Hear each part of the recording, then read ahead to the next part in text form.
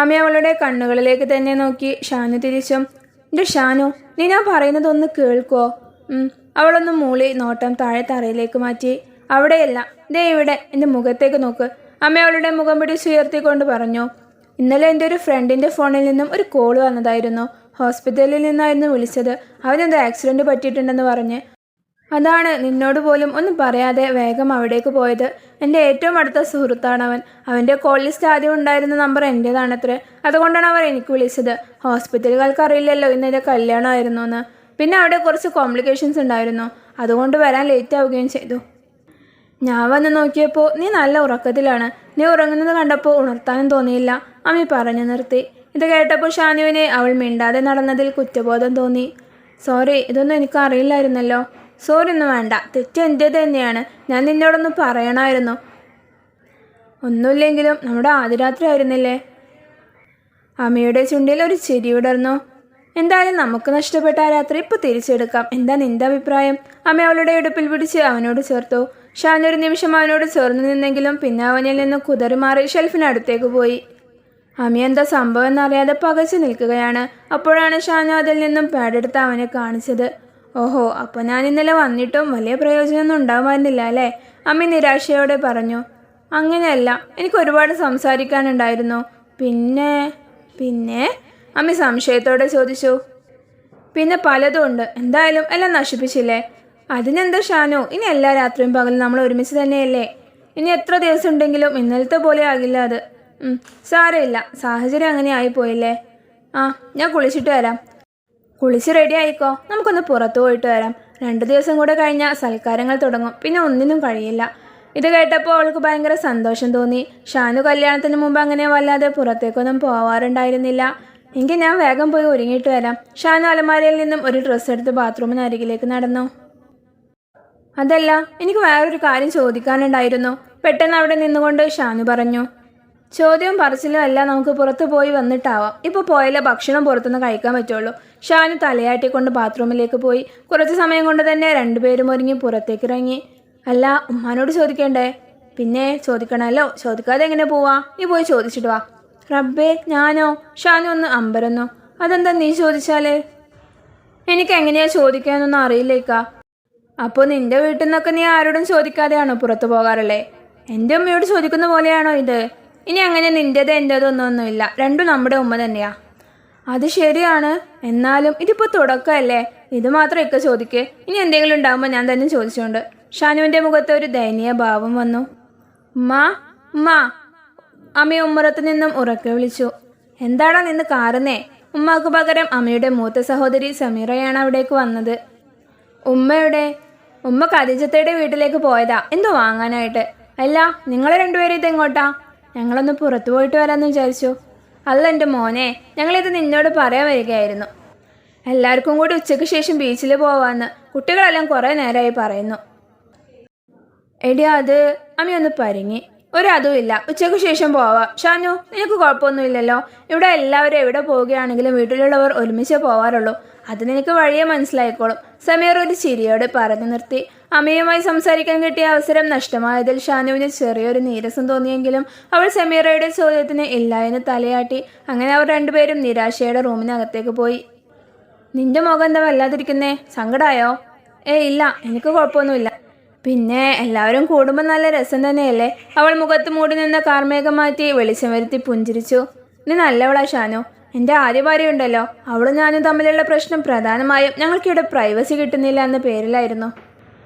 പിന്നെ ആദ്യ ഭാര്യ നീ ഇങ്ങനെ പറയണ്ട കേട്ടോ. അമ്മയുടെ ഭാര്യ എന്ന പേരിൽ ഇനി ഞാൻ മാത്രം അറിയപ്പെട്ടാൽ മതി. അവരുടെ പേര് പറഞ്ഞോ? ഷാനു അമ്മയെ തുടരാൻ സമ്മതിക്കാതെ ഇടക്കുകാരി പറഞ്ഞു. ഓഹോ, പൊസസീവ്നെസ്. അമ്മ ഒരു കള്ളച്ചിരി ചിരിച്ചു. അസ്മാബി, അമ്മ വലിയ താല്പര്യമില്ലാതെ പറഞ്ഞു. എന്നിട്ട് ബാക്കി പറയേ.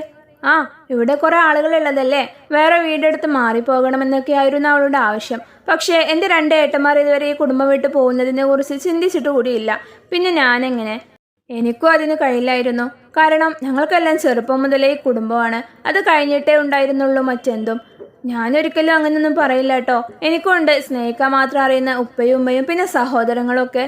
കുടുംബ ബന്ധങ്ങളുടെ വില എനിക്ക് മനസ്സിലാവും. അമ്മ പറയുന്നതെല്ലാം ശ്രദ്ധയോടെ കേട്ടുകൊണ്ടിരുന്ന ഷാനു പറഞ്ഞു. അവൻ അവളുടെ കവിളിൽ പതിയെ തലോടി. അല്ല, ഇനിയെങ്കിലും എനിക്ക് ഈ കുടുംബത്തെ ഒന്ന് മുഴുവനായിട്ടും പരിചയപ്പെടുത്തി തരുമോ? നിക്കാഹ് കഴിഞ്ഞ് ചോദിക്കുമ്പോഴൊക്കെ ഇപ്പോൾ പറഞ്ഞാൽ നിനക്ക് കൺഫ്യൂഷനാകും, ഇവിടെ വന്ന് പറഞ്ഞു തരാമെന്നല്ലേ പറഞ്ഞിരുന്നേ. എൻ്റെ ഉപ്പാക്കും ഉമ്മാക്കും ഞങ്ങൾ 13 മക്കളാ. 13ഓ?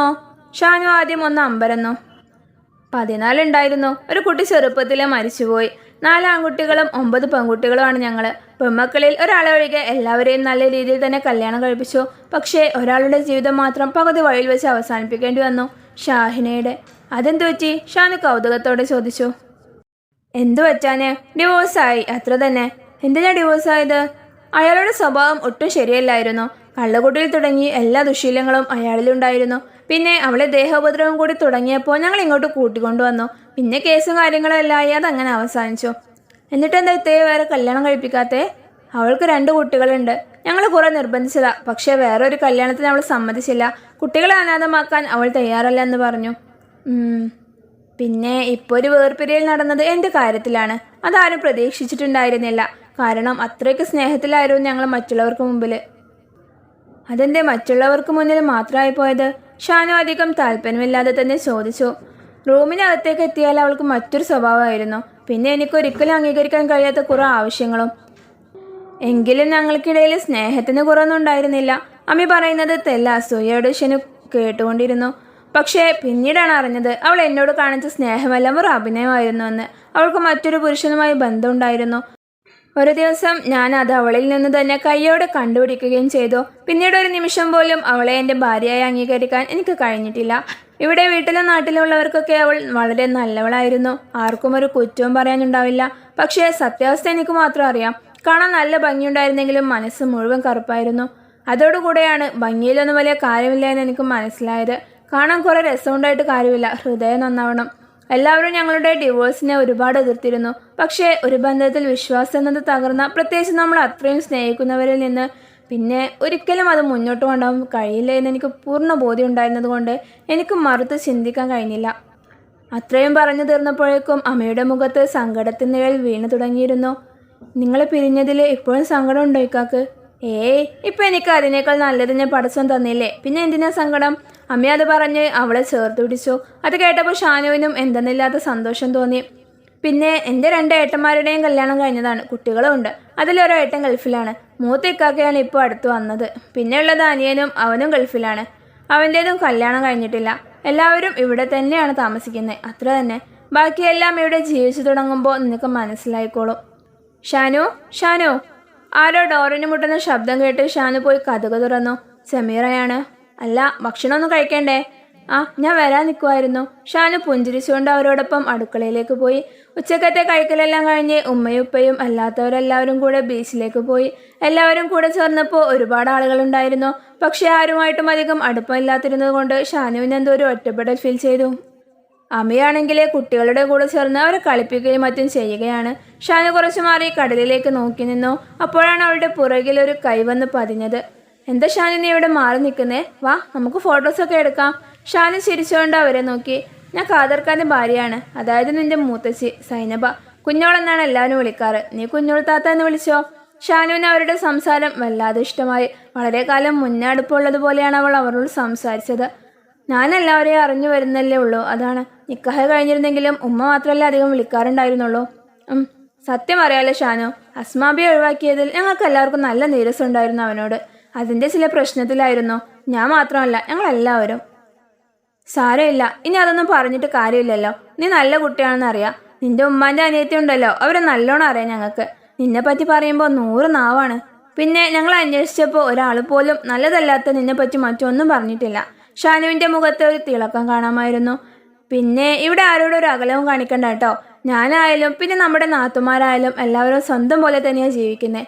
എന്നെ ഇവിടേക്ക് കൊണ്ടുവരുമ്പോൾ ഇവരിൽ പലരും ചെറിയ കുട്ടികളാണ്. ഞാനാണ് വളർത്തിക്കൊണ്ട് വന്നതെന്ന് പറയാം. അതിൻ്റെ സ്നേഹവും എന്നും ഇവർക്കുണ്ട് താനും. ഇനി നിനക്കും ഉണ്ടാവും. പിന്നെ ഷാനു, എല്ലാ മനുഷ്യന്മാരും ഒരുപോലെ അല്ലല്ലോ.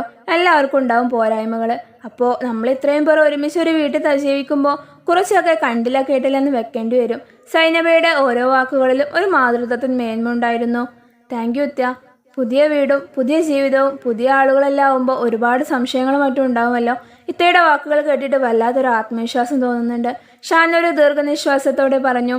പിന്നീട് ചുരുങ്ങിയ കുറച്ച് ദിവസങ്ങൾ കൊണ്ട് തന്നെ ഷാനു അവിടെയുള്ള എല്ലാവരുമായും വളരെ പെട്ടെന്ന് തന്നെ അടുത്തു. ആരും ആരുടെയും കുറ്റം മാറി നിന്ന് പറയുന്ന ശീലം അവിടെ ഉണ്ടായിരുന്നില്ല. പറയേണ്ടത് ആരുടെയായാലും മുഖത്ത് നോക്കി പറയുമായിരുന്നു. ചിലർക്കെല്ലാം അത് വിഷമമാവുമെങ്കിലും അത് അപ്പോൾ തന്നെ തിരുത്താൻ എല്ലാവരും തയ്യാറുമായിരുന്നു. അമ്മയ്ക്കും ഷാനുവിനും ഇടയിലുള്ള സ്നേഹം എന്നും വർദ്ധിച്ചുകൊണ്ടേയിരുന്നു. ഷാനു അവളുടെ ആവശ്യങ്ങളൊന്നും അമ്മയോട് പറയേണ്ടതില്ലായിരുന്നു. എല്ലാം അവൻ കണ്ടറിഞ്ഞു അവൾക്ക് ചെയ്തു കൊടുത്തിരുന്നു. ആരോട് ഷാനുവിനെ കുറിച്ച് പറയുമ്പോഴും എൻ്റെ ഷാനു എന്ന് പറഞ്ഞിട്ട് അമ്മ തുടങ്ങിയിരുന്നുള്ളൂ. അവളെയും കൊണ്ട് എവിടെ പോകുമ്പോഴും അവളുടെ കൈകൾ അവൻ്റെ കൈകളുമായി കോർത്തു പിടിക്കുമായിരുന്നു. ആർക്കും ഒന്നിനു വേണ്ടിയും നിന്നെ ഞാൻ വിട്ടുകൊടുക്കില്ലെന്ന് വാഗ്ദാനം നൽകും പോലെ. അങ്ങനെ കല്യാണം കഴിഞ്ഞ് ഏകദേശം ഒരു മാസം ആവാറായി. സുഹൃത്താക്കും ഉമ്മറിക്കാക്കും അവളെ കൂട്ടിക്കൊണ്ടുവരാനായി തുടക്കം കൂടിയിരുന്നു. അവർ ഒരു മാസം തികയാനായി കാത്തിരിക്കുകയായിരുന്നു. ഷാനുവിന്റെ ഫോൺ റൂമിൽ നിന്നും കുറെ നേരമായി റിംഗ് ചെയ്തുകൊണ്ടിരിക്കുകയാണ്. ഷാനു അടുക്കളയിൽ നിന്ന് പണിയിലായിരുന്നത് കൊണ്ട് അവൾ അത് കേൾക്കുന്നുണ്ടായിരുന്നില്ല. കുറെ നേരമായിട്ടും ഷാനുവിനെ കാണാത്തത് കൊണ്ട് ഫോൺ അമ്മയെടുത്തു. ഹലോ, ഉമ്മറിക്കയാണ്. ഹലോ ഉപ്പാ, എന്തൊക്കെയുണ്ട് വിശേഷം? വളരെ റാഹത്താണ് മോനെ. ഞങ്ങളുടെ ജീവിതത്തിലുണ്ടായിരുന്ന ഏറ്റവും വലിയ സങ്കടമല്ലേ മോൻ തീർത്തു തന്നത്. ഞങ്ങളുടെ മകൾ സന്തോഷത്തോടെ ജീവിക്കുന്നത് കാണുമ്പോൾ മറ്റൊരു സങ്കടവും രോഗവും ഒന്നും ഞങ്ങളെ ബാധിക്കുന്നില്ല, ഉമ്മറിക്ക നിറഞ്ഞ സന്തോഷത്തോടെ പറഞ്ഞു. അവളെ ഓർത്ത് ഇനി ഒരു തരത്തിലും നിങ്ങൾ വിഷമിക്കേണ്ട ഉപ്പ. എൻ്റെ മരണം വരെ അവൾ എൻ്റെ കൂടെ സന്തോഷത്തോടെ തന്നെ ജീവിക്കും. അങ്ങനെ തന്നെ ഉണ്ടാവട്ടെ. പിന്നെ മോനെ, ഞാൻ ഇപ്പോൾ വിളിച്ചത് മറ്റൊരു കാര്യം പറയാനാണ്. കല്യാണം കഴിഞ്ഞിട്ടിപ്പോൾ ഒരു മാസം തികഞ്ഞല്ലോ. അവളെ കാണാനും ഞങ്ങളോടൊപ്പം കുറച്ച് ദിവസം നിർത്താനും എല്ലാം വല്ലാത്ത കൊതി തോന്നുകയാ. ആ, ഞങ്ങളത് മറന്നു ഉപ്പ. ഞാൻ ഉപ്പാക്ക് കൊടുക്കാം, നിങ്ങൾ സംസാരിക്കേ. അമ്മയുടെ ഉപ്പയും ഉമ്മറിക്കയും ചേർന്ന് ഷാനുവിനെ കുറച്ച് ദിവസത്തേക്ക് അവിടെ നിന്ന് പറഞ്ഞേക്കാൻ തീരുമാനമെടുത്തു. ഉപ്പ, ഷാനു അടുക്കളയിൽ പണിയിലാണ്. അവൾ വന്നിട്ട് ഞാൻ അങ്ങോട്ട് വിളിക്കാൻ പറയാം. ശരി മോനെ. അവർ ഫോൺ കട്ട് ചെയ്തു. ഷാനു പണിയെല്ലാം കഴിഞ്ഞ് കുളിക്കാനായി റൂമിലേക്ക് വന്നപ്പോഴേക്കും സമയം 1 മണി കഴിഞ്ഞിരുന്നു. വീട്ടിൽ ഒരുപാട് ആളുകൾ ഉണ്ടായതുകൊണ്ട് തന്നെ പണികൾ അല്പം കൂടുതലായിരുന്നു. പക്ഷേ സമാധാനവും സന്തോഷവും ഉള്ള ജീവിതമായതുകൊണ്ട് അതൊന്നും അവൾക്കൊരു ബുദ്ധിമുട്ടായി തോന്നിയിരുന്നില്ല. ഷാനു, വീട്ടിൽ നിന്ന് ഉപ്പ വിളിച്ചിരുന്നു കേട്ടോ. ആണോ? എന്നിട്ടെന്താ എനിക്ക് കൊണ്ടുതരാഞ്ഞതിക്കാ? ഷാനു പരിഭവത്തോട് ചോദിച്ചു. നീ അവിടെ പണിയിലായിരുന്നില്ലേ? പിന്നെ ഉപ്പ വിളിച്ചത് വേറെ ഒരുപാട് കാര്യം പറയാനാണ്. എന്ത് കാര്യം? നീ ഇപ്പൊ ഇവിടേക്ക് വന്നിട്ട് ഒരു മാസമായില്ലേ? വല്ല ബോധവും ഉണ്ടോ? അത്രയൊക്കെ ആയല്ലേ? ദിവസം പോകുന്നതും അറിയുന്നേ ഇല്ല. അവരറിയുന്നുണ്ട്. നിന്നെ കുറച്ച് ദിവസത്തിന് അവിടേക്ക് നിൽക്കാൻ പറഞ്ഞേക്കാൻ ചോദിക്കാൻ വിളിച്ചതാണ് ഉപ്പ. അത് ഷാനുവിന് ഉപ്പാന്റെയും ഉമ്മാന്റെയും കൂടെ നിൽക്കാനുള്ള ആഗ്രഹമുണ്ട്. എന്നാലും അമ്മയെ കുറച്ച് ദിവസത്തേക്കാണെങ്കിലും വിട്ടു നിൽക്കേണ്ടി വരുമല്ലോ എന്നോർത്തപ്പോൾ മനസ്സ് സംഘർഷഭരിതമായി. എന്താ അത്? എന്താ, പോവണ്ടേ? വേണ്ടെങ്കിൽ ഞാൻ വിളിച്ച് പറഞ്ഞോളാം. എനിക്കും അത് തന്നെയാ സന്തോഷം. അമ്മ ഒരു കള്ളച്ചിരിയോടെ പറഞ്ഞു. അങ്ങനെയല്ല, എനിക്ക് പോവണം. ഉപ്പാന്റെയും ഉമ്മാന്റെയും കൂടെ നിൽക്കാൻ പിന്നെ എനിക്ക് ആഗ്രഹമില്ലാതിരിക്കോ? പക്ഷേ ഷാനു പറഞ്ഞത് മുഴുവനാക്കാതെ നിർത്തി. പിന്നെ എന്താണ് ഒരു പക്ഷേ? എന്താണെന്ന് ഇക്കാക്ക് അറിയില്ലേ? പിന്നെ അറിയാതെ. ഒന്നില്ലെങ്കിലും കുറച്ചായില്ലേ ഞാൻ നിന്നെ കാണാൻ തുടങ്ങിയിട്ടെ. എന്നെ പിരിഞ്ഞ് നിൽക്കേണ്ടി വരുമെന്ന് വിചാരിച്ചിട്ടല്ലേ? ഷാനു പതുക്കേന്ന് മൂളി. സാരല്ല, കുറച്ച് ദിവസത്തിനല്ലേ. ഞാൻ പോയാൽ ഇക്ക അവിടേക്ക് വരുമോ എന്നെ കാണാന്? ഓ, ഒഴിവ് പോലെ വരണ്ട്. നിൽക്കാൻ വരുമോ? അത് മാത്രം പറയല്ലേ ഷാനു, നിൽക്കാൻ വരില്ല ഞാൻ. എനിക്കിവിടെ അല്ലാതെ രാത്രി മറ്റെവിടെ കിടന്നാലും ഉറക്കം വരില്ല. അത് ആദ്യം മുതലേ ഞാൻ അങ്ങനെ തന്നെയാ. അതിന് മാത്രം നീ എന്നെ നിർബന്ധിക്കരുത്. അവന്റെ സംസാരം കേട്ടിട്ട് ഷാനുവിന് പിന്നെ ഒന്നും ചോദിക്കാൻ തോന്നിയില്ല. സന്തോഷവും സങ്കടവും നിറഞ്ഞ ഒരുതരം നോവായിരുന്നു ഷാനുവിന്റെ ഉള്ളിലപ്പോൾ. എങ്കിൽ നമുക്ക് നാളെ പോവാം. ഞാൻ പണി കഴിഞ്ഞ് വരുമ്പോഴേക്കും നീ റെഡി ആയിട്ട് നിന്നോ. ആ. അങ്ങനെ അമ്മ അടുത്ത ദിവസം ഷാനുവിനെയും കൊണ്ട് അവളുടെ വീട്ടിലേക്ക് പോയി. അവനോട് കൂടെ അന്നൊരു ദിവസം അവിടെ നിൽക്കാൻ എല്ലാവരും കുറെ നിർബന്ധിച്ചെങ്കിലും അമ്മ ഭക്ഷണം കഴിച്ച ശേഷം തിരിച്ചു പോന്നു. ഷാനുവിന്റെ ഭർത്തൃ വീട്ടിലെ വിശേഷങ്ങൾ കേൾക്കാൻ ഒരുങ്ങിയിരിക്കുകയായിരുന്നു അവളുടെ അയൽപ്പക്കക്കാരും ഇത്തമാരുമെല്ലാം. ഷാനു വരുന്നുണ്ടെന്നറിഞ്ഞു വന്നതാണ് എല്ലാവരും. ഷാനു അമ്മയെയും യാത്രയാക്കി അകത്തേക്ക് കയറി. ഷാനു മോളെ, സുഖമില്ല നിനക്കവിടെ? പ്രശ്നമൊന്നുമില്ലല്ലോ? നബീസ് താത്തയുടേതാണ് ആദ്യത്തെ ചോദ്യം. അവരുടെ തൊട്ടടുത്ത വീട്ടിലാണ് നബീസ് താത്ത താമസിക്കുന്നത്. അവിടെ നല്ല സുഖമാണ് നബീസ് താ, ഒരു പ്രശ്നവും ഇല്ല. എല്ലാവരും നല്ല സ്നേഹമുള്ള ആൾക്കാരാ. ആ, എന്നാ അങ്ങനെ തന്നെ ഉണ്ടാവട്ടെ മോളെ. എന്നാലും എത്ര പേരാണ് ആ വീട്ടിൽ ഒരുമിച്ച് താമസിക്കുന്നത്? ഇന്നത്തെ കാലത്ത് അതൊക്കെ നടക്കുമോ? കുട്ടികളുടെ പേര് പറഞ്ഞു തന്നെ വലിയവർ തമ്മിൽ എന്തൊക്കെ പ്രശ്നങ്ങളുണ്ടാകും. അവിടെ അതൊന്നും ഇല്ലേ?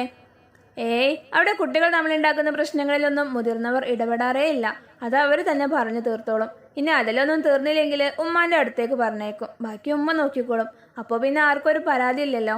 ഷാനു നിറഞ്ഞ സന്തോഷത്തോടെ തന്നെ പറഞ്ഞു. അങ്ങനെ കുറച്ചു നേരത്തെ സംസാരത്തിന് ശേഷം അയൽവാസികളെല്ലാം പിരിഞ്ഞുപോയി. അടുത്തത് ഇത്തമാരുടെയും നാത്തുന്മാരുടെയും ഊഴമായിരുന്നു. ഷാനു, എന്തായി കാര്യങ്ങളൊക്കെ? എല്ലാം റെഡി ആയോ? അവരുടെ രണ്ടാമത്തെ സഹോദരന്റെ ഭാര്യയാണ്. പിന്നെ ഒന്ന് പോയിത്താ.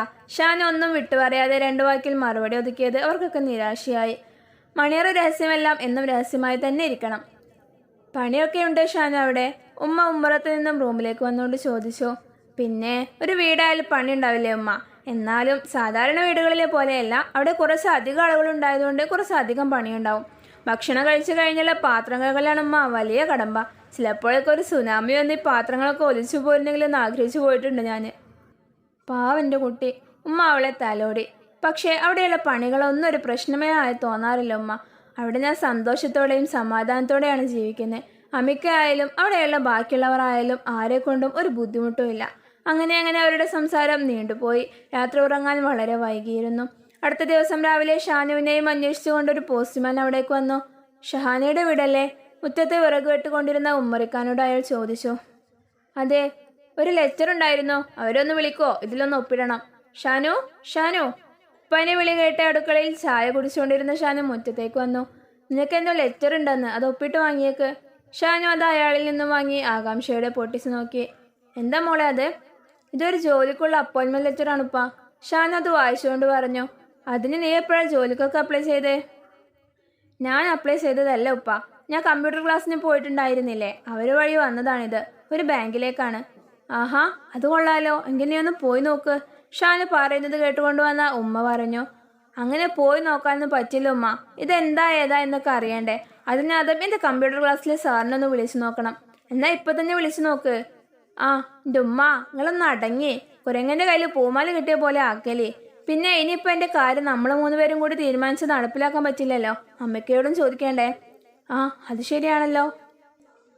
എന്തായാലും ഞാൻ ആദ്യം ആ ബാക്കി വെച്ച് ചായ പോയി കുടിച്ചിട്ട് മുഴുവനാക്കട്ടെ. ഷാനു അതും പറഞ്ഞുകൊണ്ട് അടുക്കളയിലേക്ക് നടന്നു.